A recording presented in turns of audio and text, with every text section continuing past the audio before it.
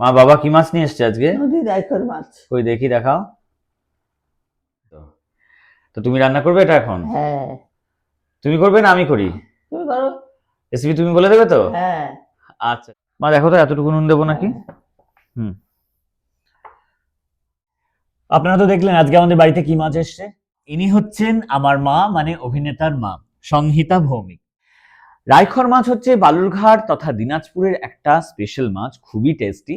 এই দেখুন, এইটা হচ্ছে রাইখর মাছ, অনেকটা বাটা মাছের মতো দেখতে।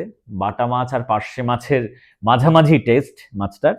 তো তাহলে আজকে রান্না করি। আপনারা জানেন যে এখন অভিনেতার রান্নাঘরে আত্রেই স্পেশাল পর্ব চলছে, যেখানে বালুরঘাট তথা নর্থ বেঙ্গলের স্পেশাল রেসিপিগুলো আমি আনবার চেষ্টা করছি, আর সেখানে রাইখর মাছের রেসিপি থাকবে না, এটা জাস্ট হয় না। তো তাহলে আর দেরি না করে চলুন খুব তাড়াতাড়ি শুরু করে দিই, আগে মাছগুলোকে ভেজে নিই।